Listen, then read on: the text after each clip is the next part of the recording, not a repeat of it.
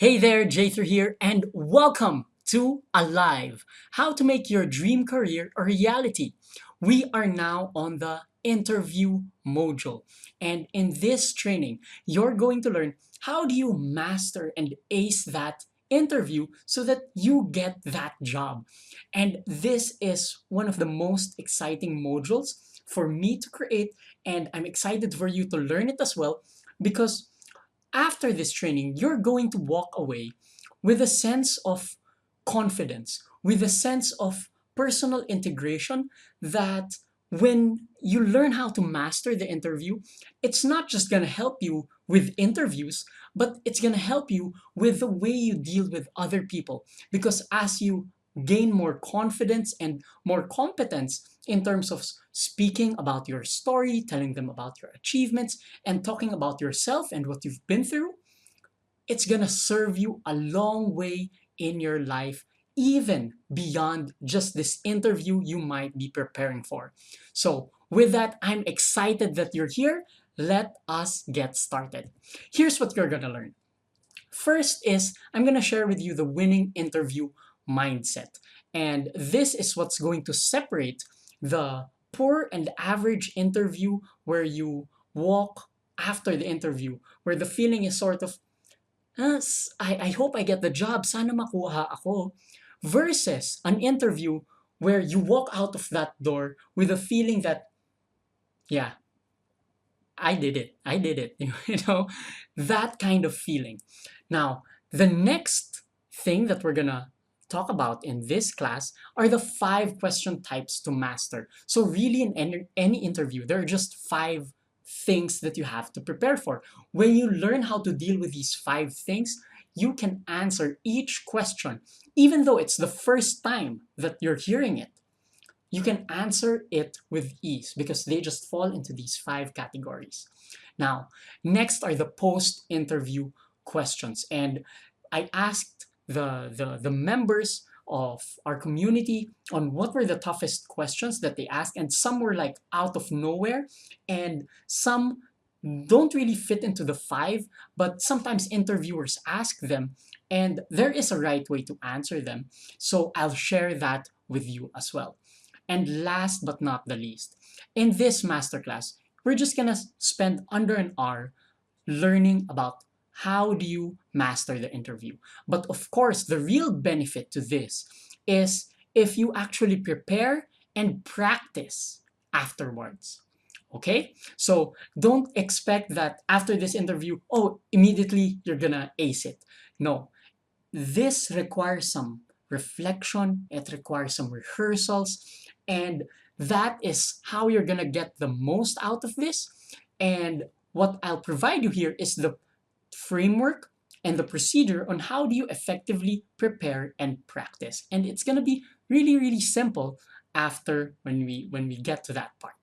Okay? With that, let's get to the winning interview mindset.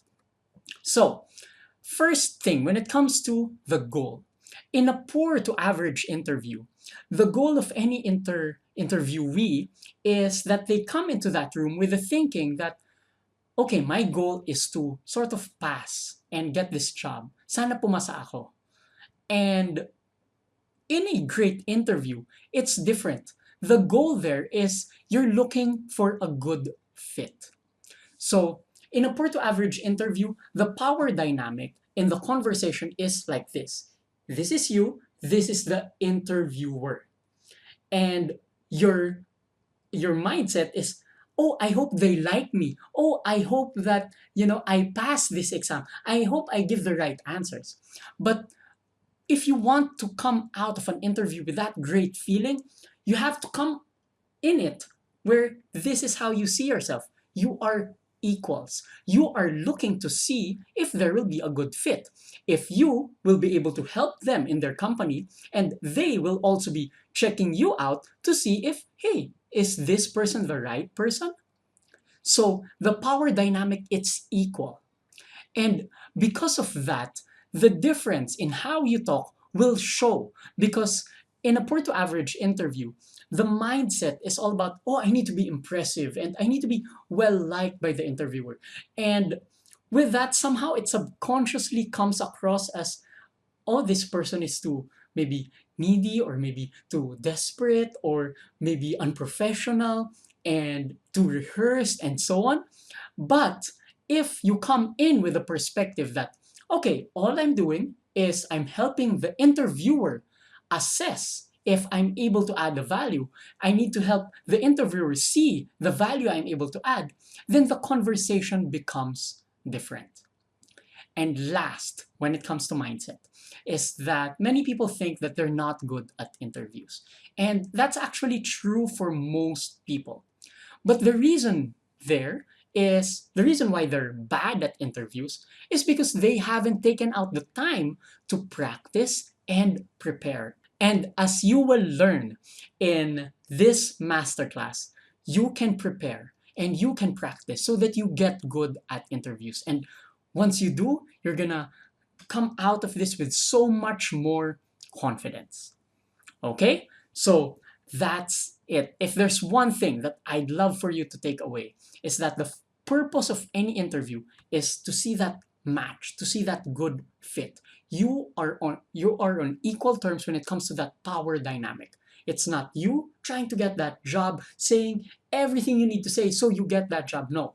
It's just you being yourself and they looking and asking if, okay, will there be a right match? Now, with that said, let's get on to the 5 big questions to master. So, these are the 5 question types. Number 1, the introduce yourself or tell me something that's not in your resume. Number 2, they're going to ask you about the why. Why this job? Why this company? Why are you leaving this your old job? And so on and so forth. Then we have the standard skills-based and weakness-based type of questions, like what's your greatest achievement? Do you have any experience with this skill? And so on and so forth. Tell me about a time where you failed, where you struggled, and so on. And then number 5 are the process type questions. And these are the questions where they ask you, let's say, for example, you are put into this kind of situation. What are you going to do about it? And they want to see how you think. So these are the 5 questions that are in every interview. It's phrased differently, but the way you're going to answer them is all the same. It's going to boil down to basic things that we will cover in this video. So with that, let's get started on the introduce yourself type of question. So this question comes in various forms. It can come as, tell me something about yourself that's not in the resume, or can you introduce yourself? Or it might be just a simple, so what's your background? Okay, so for that type of question, do not say anything that's already in your resume, because they already have your resume. They can read your resume. They don't want the summary of your resume. They don't want the highlights of your resume. They want to get to know you as a person. So the perfect answer to this is by telling them a significant story from your past that set you on your career path today. Let me get into a few examples. So this is my answer every time someone asks me, J3, why are you teaching about personal finance? And so on. Now, this is the story that I share. So one of the significant memories I have is that whenever my mom would pick me up from school and she'd be coming home from her canteens because that was her business, she would make me arrange the bills and coins, and my job was to count them, and I'd count them again and again, and she really made sure that I got it right. And I loved that activity. And so somehow I learned from that money was important. And so it my personal fascination for it grew over time. Later on, I was reading books about investing and stocks and so on. And I've learned so much, and it all started from that point. And that's why I'm here today teaching people about finance. And so you see that example, it just comes from a childhood memory and you bring it to where you are. Now let's go through other examples. This one is from a client, and this is how she introduces herself. And it's a career moment. One of the most defining moments in my career was when I had just joined my first company and my boss was explaining how the supply chain worked, and she was so passionate and happy, explaining everything and why it mattered. And while we were just seeing numbers on this Excel spreadsheet, she shared exactly how those numbers impacted people at the end, our customers and our suppliers. And so now I know that by being a good supply planner, I'm contributing to some good in the world. And that's why I've been doing this for the past 10 years and counting. Okay? Now, let's go into another example because some people might be thinking, oh, I don't have those kinds of stories. But here you'll see that in your story, it can be possible that what you wanted to be can be different from where you are. So here's that example. Growing up, I actually wanted to be a doctor, but coming from a poor family, I knew that it would be a huge burden on my parents. They couldn't afford it, and that I wouldn't be earning yet, and I'd be helping out to support my other siblings. So I decided that okay, the best way for me to help is just go into the BPO industry. And now, even though I didn't go to med school and physically help people, working in tech support, I know that I'm still able to help people and somehow make their day by solving their tech troubles. So, do you see these stories? The main common thing is that it attaches meaning to the work you're doing. Now, it's your turn. So, the way to answer this question is to really reflect and try to find 2 to 3 moments from the past that deeply impacted you. This can be from your childhood experience, or an experience at work, or maybe something that a parent or a role model told you, an unexpected experience or struggle, any moment where you felt a sense of purpose or connection, a deeper connection to what it is you're doing. And now, as I shared with you a couple of the stories, maybe you've already thought of some that can apply to you. Then just write those down. Okay? Write those 1 to 2 sentences so you can remember. And I'm going to share with you later towards the end on how do you practice and rehearse all that. Okay? Now, the reason why this works is that when you define yourself, when you introduce yourself with such a story, it makes it easy for them to understand your story, your deeper why. And you immediately stand out from all of the other candidates, from all of the other applicants who are just reading stuff that's already on their resume. And that first question, this introduce yourself, there is really no other opportunity in the interview that you can share this. It's only in this part that you can talk about like a childhood experience or something that happened way back in the past that impacted you, because no other question can it be so easy to transition and talk about your deep why. So take this opportunity to answer it in this manner so that first question, just with the first question, you immediately stand out. Okay? So, with that, let's now go to the next question type, and these are the whys. So, why did you leave your last job? Why are you looking for a new job? Why this company? Where do you see yourself 5 years from now? And these questions, they are in every interview because it helps them establish your story and understand sort of, okay, what's this person's past? What is their present? And what is their future? And for us, as the one being interviewed, this is an opportunity for us to communicate, number one, our degree of responsibility, number two, our personal values, and number three, our goals. So let's get into some examples. Let's say we're asked the question, okay, why did you leave your last job? And let's pretend that you were actually let go. So this is a tough one. Now, no matter the answer, always take responsibility and share your learning or mistake. Never blame someone else, never make excuses. Okay, so here are some possible answers to that. Okay, so why did you leave your last job? And again, we're pretending that we were let go. Well, in the last job, we had a mismatch of expectations in terms of what was important in the job. This was my fault for failing to ask which metrics were most important and what I had to pay attention to the most. So, from that experience, I learned, and so on. Okay, here's another one. In my last job, I didn't pass the probationary period, mainly because I failed to ask for support from my team and from my boss. I thought I had to figure things out for myself because I had to prove myself. But now I realize that this is a mistake and I should ask for help, especially when I need it. So, in these questions, notice that there's no putting on blame. You're acknowledging the mistake, you're acknowledging the lack, and that shows the interviewer that, hey, this guy is learning, this guy is accountable.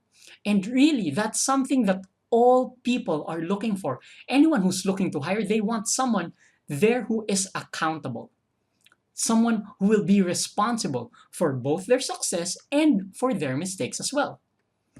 Okay, now let's go into another example of the why question. Why are you looking for a job? And let's say the reason, it's simply for a higher income. You want a higher salary. Well, this is how you phrase that. I've been looking for more opportunity for growth professionally and financially, and I've searched for this in my current company in the last few months, but I feel like now is the time to search elsewhere. Okay, so notice how the answer is phrased. You're describing what you're looking for: professional and financial growth. That's the value, that's the goal. And I've already searched for this in my current company. It again shows a degree of responsibility that you tried to make it work for your old company. And now you feel it's the right time to search elsewhere. So, for any question, for any question that begins with why, that is an opportunity for you to talk about your deeper values and goals. And what is it that matters to you?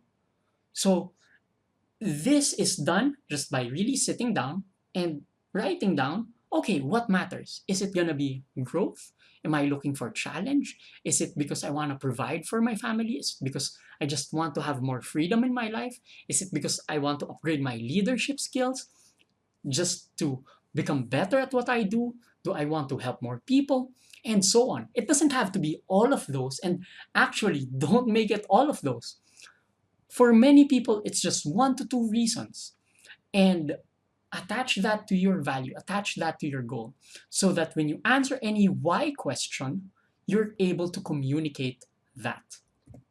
So, the why questions, it's gonna be your turn now. I can't answer this for you, I can't give too many prompts on this, but my advice here is that for your answer, so we ask the three basic questions: why did you leave your last job? Why are you looking for a new job? Where do you see yourself 5 years from now? For these three questions and any other why question, you can rehearse your answer by writing them down. But after writing them down, double check. Does it show a degree of responsibility on your part? Does it talk about your values and goals? So, for example, let's say we're asked, okay, why are you looking for a new job? And your reason is, well, I want more money. So let's ask ourselves again, what's the purpose of the money? Is it gonna be for the family? Is it gonna be for travel and adventure? Then that's the thing that we should highlight. Okay, not just, oh, I'm looking for a bigger salary. Well, that's an ineffective answer because it doesn't tell them about your values or your goals. So when it comes to the why, responsibility, values, and goals. And again, these are questions you have to prepare for. And we rehearse it, we practice it, and that's how you answer these questions. Okay? With that, let's now go to the next two types. And these are the achievement questions and the weakness questions. And these are these types of questions. So, what is your greatest achievement? Tell me about a time when you failed or things didn't go well. What's your weakness? What can you contribute to the team? Why should we hire you? Tell me about a time when you used so and so skill. Do you have any experience in so and so skill?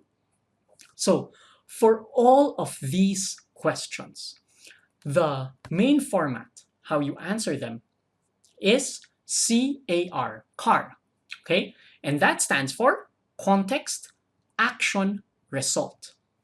Meaning, we explain the situation, what's the context of the experience, what was the action you took, and then what was the final result. So when we're talking about achievements, explain the situation, what you did, then bang, the results. For weaknesses, explain the situation, what you did or didn't do or forgot to do, then the result. The result here is the lesson you learned or what could you have done better if you could change it.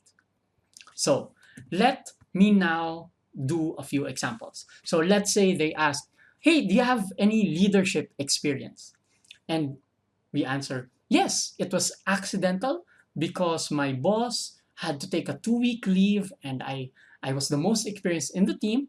At that same time, a VIP just made an urgent feature request. So my boss wasn't there. I called for a meeting with the team and we brainstormed and we delegated the tasks for each team member. And in the end, we were able to complete the project on time and my boss was happy and our VIP was happy about it too. So do you see how it flows so smoothly? It's not just, hey, do you have any leadership experience? Yeah, yes, no. We always bring it back into a story. And that story is delivered best in the CAR format. Context, action, result. And if you notice, those are the three parts of this example. Yes, it was accidental. That was the context. So what did you do? The meeting and result. In the end, we were able to meet the project. We were happy. Okay, now let's get into, say, a weakness example. What's your biggest failure? Here's how to phrase that. One of the moments I regret in my career is when I caused a project to be delayed for 2 months because I didn't check on the specifications for a product and I assumed that the manufacturing team was already aligned. We ended up producing an item with the wrong specifications. This was a huge mistake on my end, so I began doing proper process checks and follow-ups for future productions, even if it was an urgent project. And this was the costly mistake that I learned. Okay, so when it comes to the weakness part, notice the format is still the same. The context, the action, and the result. Here, the result is the learning. Now, when it comes to the weakness, most people try to avoid it or sidestep it or, give weakness that's really a strength. Like, I'm too helpful to my teammates, or I'm too confident, or I'm too, you know, you give the strength, but really it's a strength, just phrasing it as a weakness. Don't do that. Interviewers are tired of that. Just share your biggest failures. And the reason why they ask this question in the first place is that they want to see if you can be held accountable. How do you respond to failure? Do you put the blame on others? Or do you find ways on, okay, how do you fix this? And that's what they're looking for whenever they ask this question. So now you know how to answer it. Context, action, result.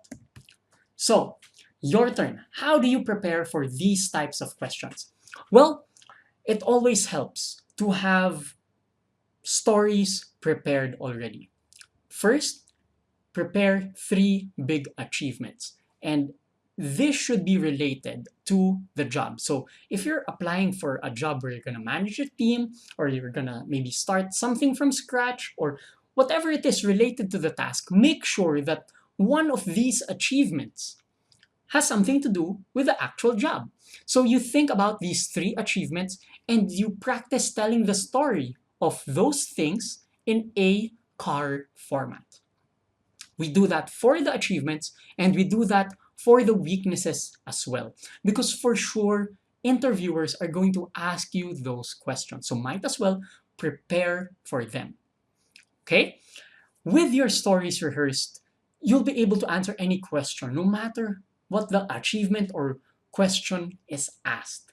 Because, when they ask, okay, why should we hire you? And you can now highlight it with a story of achievement. You can always connect it with a story.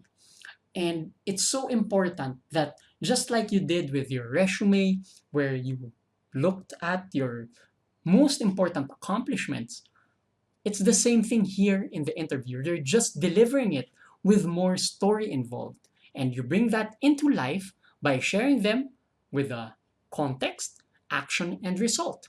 If you recall, inside the resume, the format was verb, result, action, result. Now we just add the C, we just add the context. And that's how you give life to your resume in a easy manner for the interview. Okay? Now, before we go on to the next part, let me address this question on why should I hire you or why you over the other candidates? There are two approaches for this one. If you're feeling confident in the job match and this is a job that you know you can do, that you're meant to do, and you really like it, then mention your top three achievements, your big three achievements here. So, for example, in this last one, let's say your big achievements had something to do with leadership, had something to do with sales, and it had something to do with training people. Okay? So, with those three things, you should have three stories prepared. And now, when they ask you the question, okay, why should I hire you? Then these are the three answers that you can give. Well, hire me because this is what I'm able to provide. Leadership, I can train people, and I can, deliver on sales if that's the metrics. So that's the first answer. Now, for all other questions, for all other cases, if you're looking for other opportunities, if you've got other options, this is how to approach it. You come at it point blank, and this is the reply. I don't know what other candidates are saying or what they bring to the table, but my view here is that what we're looking for is a job, skill, and culture fit. If based on this interview you think we're going to be a match, then I look forward to the next steps. But if not, then maybe I'd be much more useful elsewhere and other candidates would be a better fit too. So when you give this answer, it's gonna shift the power dynamic between the interviewer and interviewee. Because if all they've been doing is asking you and making you jump through hoops and asking weird questions, then that's a sign that their interview process or job hiring process looks down on the people they're hiring. But the moment you give this answer, it's going to make them realize that, hey, this person is not desperate for a job. I should treat this person with respect because they're just here also looking for a job match. And in the end, that's what the interview process is for. So you can write this down, take this line into a screenshot and, rehearsing it, practicing it. But at the end of the day, yan naman kasi ang lahat ng interview. It's all about job skill and culture fit. If it doesn't fit, then there's no use of forcing it or, namimilit na, hire me. Okay? So that's how you answer the why should I hire you question. Now, let's go on to the process questions, and these are questions wherein you get weird hypothetical stuff like if your spouse was about to suddenly celebrate their birthday night and your boss suddenly asked you to deliver on an urgent project that same day, what would you do? Or questions like if you were asked to deploy a project on so and so topic, how would you exactly do it? And there's some super weird questions like, okay, how many coconut trees can you fit into the beach of Boracay? And weird, out of the blue questions. So, how do you answer those? First, let's talk about why interviewers even asked them in the first place. Because these questions, there's no right or wrong answer. They just ask these questions because they want to see how you think, your thinking process. And your process for arriving at the answer is much, much more important than the actual answer. Okay? Now, how do you answer? Basically, it's just gonna be the same way how you would think if you were actually given that problem to solve. So, my advice when you encounter this question or any question that seems like weird out of the blue, step number one, inhale. Pause longer. Then, maybe ask questions to clarify. And then, proceed with your answer. So, let's get into an example. Let's say it was the question of meet the urgent deadline or birthday date with spouse. Here's how to respond.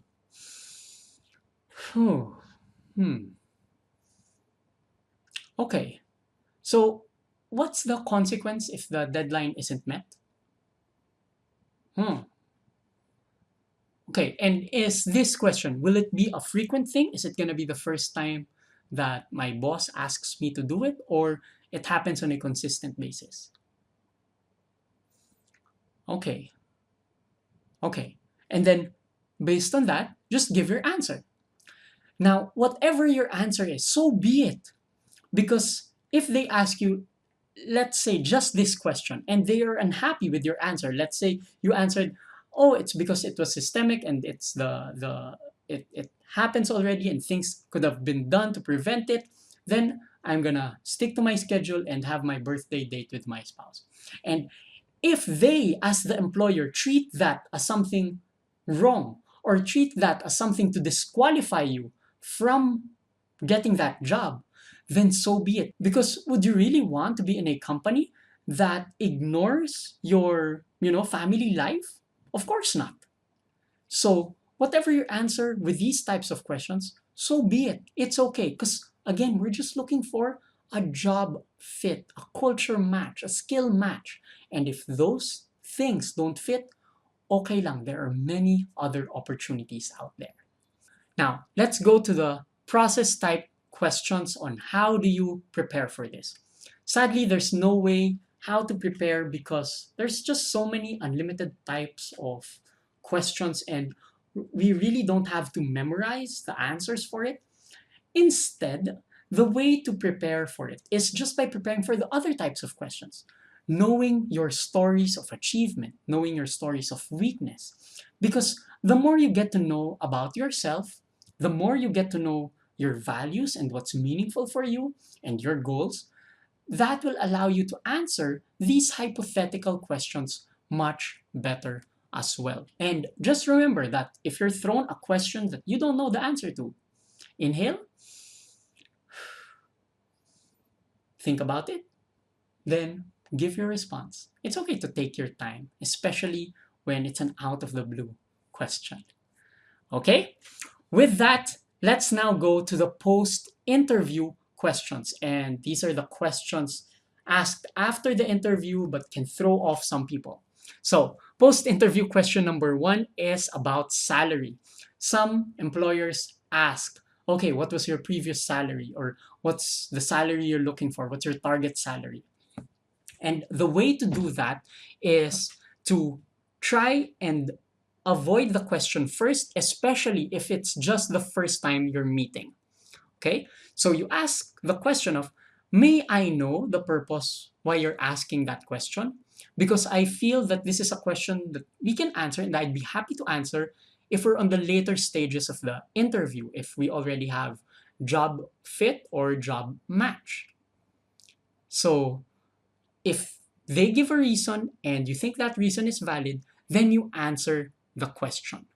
Okay? And actually, even if you don't think that the reason is valid, you can still answer the question if they don't back out. Okay? So here is how you phrase the question. If they say, okay, what's your previous salary?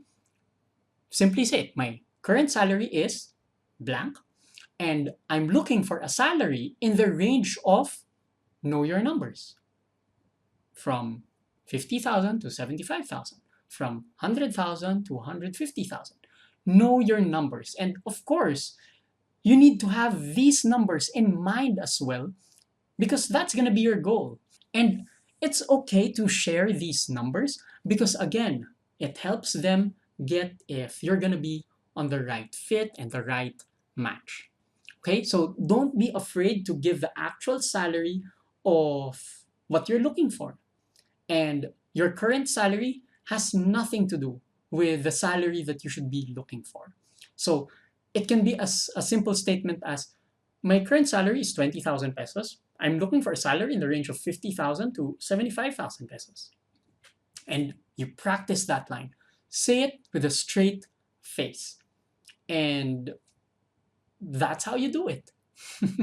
It's really as simple as that. But of course, we have to practice the delivery. Okay?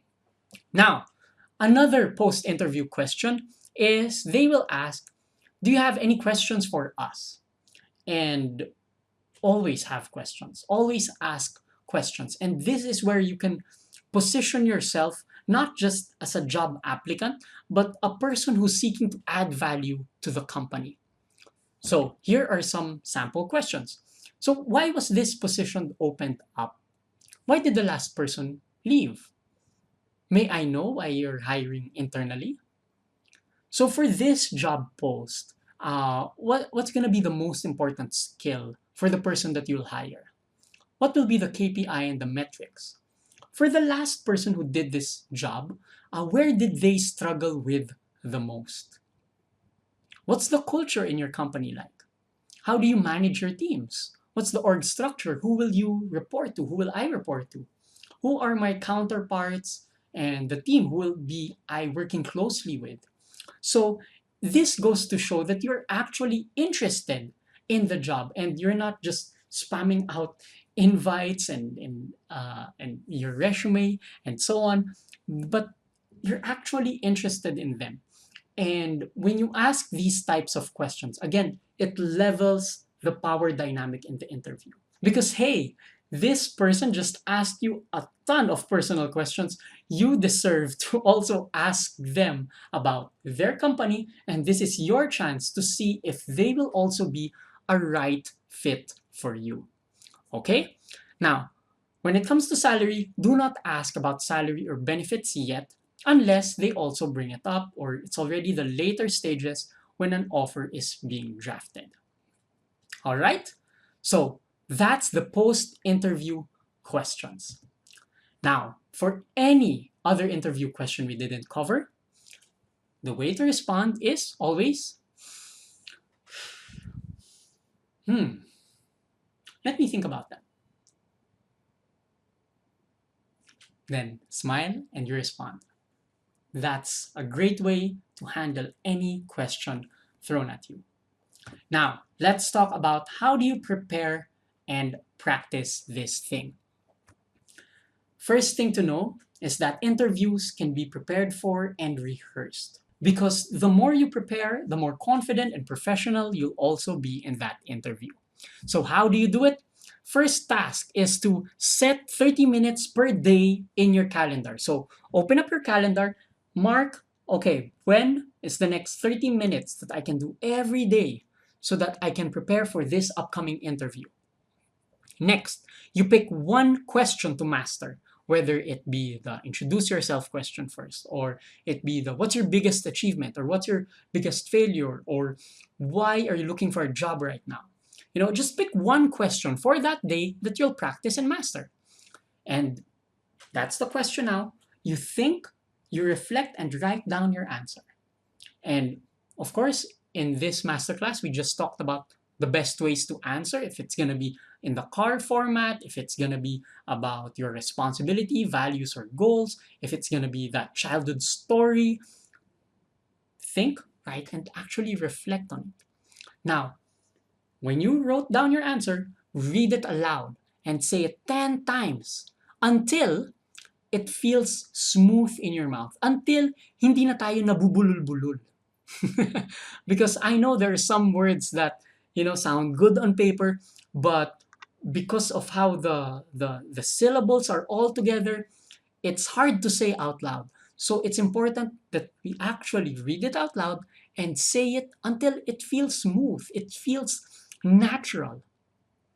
Now, after that, when you've got the gist of it, you've got the hang of it, even though you're still reading, next thing is that from your script, you now just write 3 to 5 words to guide you. So, for example, in my story of my childhood experience of counting money, it's just gonna be okay, counting money, mom's canteen, make sure it was right, and then fascinated about money, and that's why I'm teaching about finance. So those are my 5 phrases. So I'd write that down in an index card or some piece of paper, and that will be my guide already. Now, we answer the question just looking at these 5 things. And this time, what we're trying to do is not look at them, it's just a guide. So, this is how you now develop the competence of sharing your stories and answering your questions. The first time you do this, for the first question, it's gonna be hard. It's gonna feel weird. It's gonna feel like, ano ba to? Ba't ko kinakausap sarili ko? But that's how you prepare. And so you do that day one, 30 minutes. The next day, 30 minutes again. Maybe take on a new question. The next day, again, the next question. And by the end of 7 days, you're gonna have mastered a lot of questions. You're gonna have your stories down. You're gonna have your swabbing introduction. You're gonna have so much confidence as you tell it to the people who will be interviewing you.